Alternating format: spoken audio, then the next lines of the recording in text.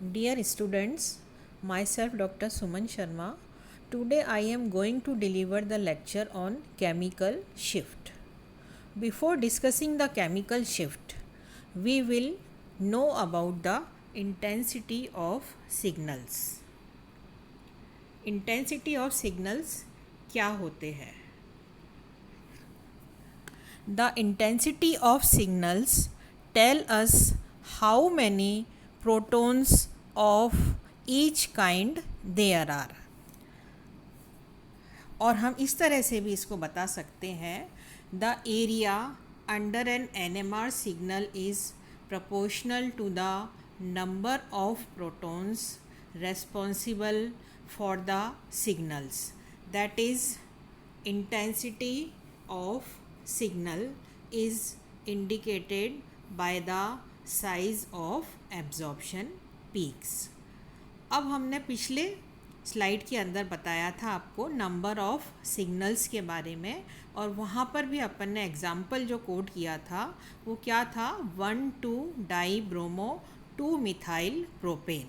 और ये फिगर मैंने आपको पहले वाली स्लाइड के अंदर बताया था। इसमें हमने देखा था कि दो तरह के प्रोटॉन्स हमको NMR सिग्नल के अंदर मिलते हैं। एक तो आपके मिथाइल प्रोटॉन्स थे और एक दूसरी तरह के जो थे वो मिथाइलिन प्रोटॉन्स थे। तो the formula has 6 methyl protons and 2 methylene protons, ये हमने NMR स्पेक्ट्रम के अंदर देखा था। The relative area under the peaks A and B, A जो पीक्स थी वो तो आपकी 6 मिथाइल प्रोटॉन्स की थी, और जो दूसरी जो B पीक थी वो आपकी 2 मिथाइलिन प्रोटॉन्स की थी, और उनका जो रेशो था वो क्या था, 6:2 मीन्स 3:1 रेशो। और इसी हमको रेशो के अंदर NMR की जो पीक्स थी वो मिली थी। तो ये तो बच्चों इंटेंसिटी ऑफ सिग्नल्स के बारे में हुआ जो इस स्लाइड में मैंने आपको बताया है। अब हम अपने come to the next point, क्या है आपका केमिकल शिफ्ट, जो कि NMR स्पेक्ट्रोस्कोपी का सबसे इम्पॉर्टेंट पार्ट है। केमिकल शिफ्ट क्या बताता है आपको? केमिकल शिफ्ट से हमको पोजीशन ऑफ सिग्नल्स का पता पड़ता है कि जो सिग्नल्स हैं वो किस पोजीशन पर NMR स्पेक्ट्रम के अंदर आएंगे। The position of signals tell us something about the electronic environment of each kind of proton, or we can say the position of signals tell us what kind of protons they are. They are aromatic or they are aliphatic, primary, secondary, tertiary, acetylenic, adjacent to heteroatom or groups. These different types of protons have different electronic environment. This determines where in the spectrum a proton absorbs. When a molecule is placed in a magnetic field, its electrons are caused to circulate and generate a secondary magnetic field known as induced magnetic field. ये हम पहले भी पढ़ चुके हैं।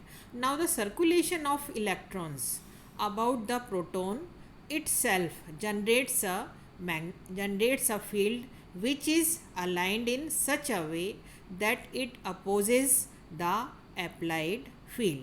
Thus, the field felt by a proton decreased and the proton is said to be shielded. If the induced field reinforces the applied field, then the field felt by the protons is increased and the proton is said to be de-shielded. यहाँ पर दो terms जो है वो हमने बताई हैं। First है आपकी शील्डेड प्रोटॉन्स और दूसरी है आपकी डी-शील्डेड प्रोटॉन्स। इसको अपन आगे वाली स्लाइड के अंदर शो कर सकते हैं। ये मैंने इसमें बता रखा है। The strength of induced field is less than applied field, that protons are called shielded protons. When the strength of induced magnetic field is greater than the applied field, then the protons are called de-shielded. यदि आपका induced magnetic field की जो strength है वो applied field से कम है तो वो उस तरह के प्रोटॉन्स शील्डेड प्रोटॉन्स कहलाते हैं। और यदि इंड्यूस्ड मैग्नेटिक फील्ड की जो स्ट्रेंथ है वो अप्लाइड फील्ड से ज़्यादा है तो उस तरह के जो प्रोटॉन्स हैं वो डी शील्डेड प्रोटॉन्स कहलाते हैं। A shielded protons require a higher field while a de-shielded proton require a lower applied field. Thus, shielding shifts the signal at upfield and de-shielding shifts the absorption signals downfield. यदि shielded shift जो है उससे आपको अपफील्ड में signals मिलेंगे और D shielding shift के द्वारा हमको जो सिग्नल्स हैं वो डाउनफील्ड मिलेंगे। Such shift in NMR spectrum arising from shielding and de-shielding by electrons are known as chemical shift. तो केमिकल शिफ्ट को हम कैसे डिफाइन कर रहे हैं कि इलेक्ट्रॉन्स के शील्डिंग और डी शील्डिंग के कारण हमको जो एनएमआर स्पेक्ट्रा प्राप्त होता है उस शिफ्ट को हम केमिकल शिफ्ट कहते हैं। It is measured in parts per million. Chemical shift को हम पीपीएम के अंदर बताते हैं। As shielded and deshielded arises from induced secondary magnetic field, hence the magnitude of the chemical shift is proportional to the strength of the applied field, right? अब यहाँ पर जब हम केमिकल शिफ्ट की बात कर रहे हैं तो हमने ये बताया है कि केमिकल शिफ्ट को हम पीपीएम के अंदर मेज़र करते हैं और यहाँ पर हम दो तरह के स्केल काम में लेते हैं। एक तो डेल्टा स्केल होता है और दूसरा आपका टाउ स्केल होता है और जो रेफरेंस होता है दैट इज़ टीएमएस। टीएमएस का मतलब है tetra methyl silane. The most commonly used scale in the scale is the delta scale. Chemical shift on the delta scale for TMS protons is set at 0.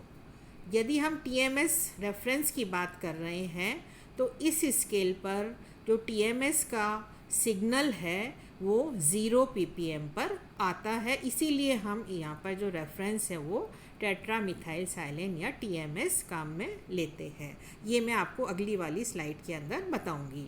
N alternate system which is used for defining the position of signal with respect to the reference is the tau. On the tau scale the TMS proton is set at 10.0 ppm। ठीक है बच्चों, ये मैंने इस slide के अंदर बता रखा है कि टाउ और डेल्टा के अंदर क्या रिलेशन है। Both the scales can be easily inter converted. Tau is equal to 10 minus delta और delta is equal to 10 minus tau. Both values have same significance and normally the reference compound used is tetramethyl silane, जैसा कि अपन पहले discuss कर चुके हैं। all the protons टेट्रामिथाइल साइलेन के अंदर 12 protons होते हैं। all the protons in TMS are equivalent and its NMR exhibit a single resonance peak at high field strength relative to the other protons. ये मैंने आपको इस डायग्राम के अंदर बता रखा है कि टीएमएस का जो स्पेक्ट्रा है वो हमको कैसा मिलता है, और ये इसकी जो केमिकल शिफ्ट का जो बता रखी है, ये इसका जो एब्जॉर्प्शन है वो 0 पर होता है। टेट्रामिथाइल साइलिन का फॉर्मूला, केमिकल जो स्ट्रक्चर है वो मैंने बता रखा है कि इसके अंदर 12 प्रोटॉन्स होते हैं और दे आर केमिकली इक्विवेलेंट। ये सभी प्रोटॉन्स जो हैं वो एक समान होते हैं। यहाँ पर हमने स्केल पर बता रखा है कि 0 ppm पर केमिकल जो शिफ्ट है वो टीएमएस की आती है, और टीएमएस के राइट हैंड साइड पर जो है वो प्रोटॉन्स अपफील्ड कहलाते, और जब हम यहाँ पर जब नीचे की तरफ जाते हैं तो वो डाउनफील्ड शिफ्ट कहलाती है। ये मैंने आपको इस स्लाइड के अंदर भी बता रखा है। ये जो स्केल अपन ने पढ़ा है, टाउ स्केल और डेल्टा स्केल, ये मैंने इस फिगर के अंदर बता रखा है। Highly shielded signals upfield, it means upfield, and deshielded signals means downfield shift. Downfield shift का मतलब है कि आपका जो टीएमएस है उससे नीचे की तरफ जाना। ठीक है, यदि आपकी जो पीक है, टीएमएस का जो सिग्नल है वो हमको 0 पर मिलता है, तो यदि हम कहेंगे डीशील्डेड सिग्नल, डीशील्डेड प्रोटॉन्स या डाउनफील्ड, इट मीन्स वो यदि हमको 10 जो है ppm पर यदि मिलता है, तो इस तरह के जो सिग्नल्स हैं वो डाउनफील्ड सिग्नल्स कहलाते हैं, या डाउनफील्ड प्रोटॉन्स होते हैं उसमें। और हाईली शील्डेड सिग्नल्स का मतलब है कि 0 के आसपास जो है, यदि हमारा जो प्रोटॉन्स है उसका सिग्नल यदि आपका 1, 2, 3 ppm पर आता है तो उसको हम अप फील्ड शिफ्ट कहते हैं। तो ये मैंने इस डायग्राम के अंदर आपको बता रखा है। अब हम टीएमएस की बात कर रहे हैं कि यहाँ पर हम जो रेफरेंस है वो टीएमएस ही क्यों लेते हैं। इसका भी कोई ना कोई कारण होगा कि हम कोई और रेफरेंस क्यों नहीं लेते हैं। तो ये इसके क्या कैरेक्टरिस्टिक हैं जिस वजह से हम एनएमआर स्पेक्ट्रा के अंदर टीएमएस ही रेफरेंस लेते हैं, ये मैंने आपको बता रखा है। Main characteristic of TMS are, first, it has 12 chemically equivalent proton, and therefore a very small amount of TMS gives a relatively large signal as singlet। ठीक है बच्चों, ये क्या है, इसके अंदर जो 12 प्रोटॉन्स हैं they all are chemically equivalent, और इसका जो बहुत लार्ज जो सिग्नल है वो सिंगलेट के रूप में हमको 0 ppm पर मिलता है। ये मैं इसमें बता रही हूँ। अब नेक्स्ट क्या इसकी प्रॉपर्टी है, the hydrogen in TMS absorbs at a higher field because silicon is less electronegative than carbon, therefore silicon pulse electron density less strongly from its attached methyl groups। समझ में आया? TMS के अंदर जो टेट्रामिथाइल साइलेन है उसके अंदर सिलिकॉन की इलेक्ट्रोनेगेटिविटी कार्बन से कम होती है। इस कारण से कि जो सिलिकॉन की जो इलेक्ट्रॉन डेंसिटी है वो लेस जो है उसका जो स्ट्रेंथ है वो लेस होती है in comparison to the methyl group. इसलिए हमको टीएमएस काम में लेना पड़ता है यहाँ पर as a reference. Third point क्या है, being inert nature it does not take part in intermolecular association with the sample. क्या इसकी तीसरी विशेषता है कि जो आपका टीएमएस है उसका जो नेचर है वो इनर्ट या अक्रिय होता है। इस कारण से इसमें ये किसी भी इंटरमॉलिक्यूलर एसोसिएशन में सैंपल के साथ नहीं करता है, और हमको केवल कंपाउंड के अंदर जो प्रोटॉन्स है उसका ही सिग्नल मिलता है। फोर्थ क्या है, it is miscible in almost all the organic substance, और इसकी जो ख़ास विशेषता है वो ये क्या है कि ये सारे तरह के जो आपके कार्बनिक सब्सटेंस हैं उसके अंदर सॉल्युबल होता है। और लास्ट है it is low boiling liquid. ये एक लो बॉइलिंग लिक्विड है जिसका बॉइलिंग पॉइंट 27 डिग्री होता है and can be easily removed from the sample by evaporation और हैंस वोलेटाइल इन नेचर। इसका बॉइलिंग पॉइंट कम होता है, इस कारण से हम इसको सैंपल से जो है हीट करके भी इवोपरेट कर सकते हैं और इसका जो नेचर है वो वॉलेटाइल होता है।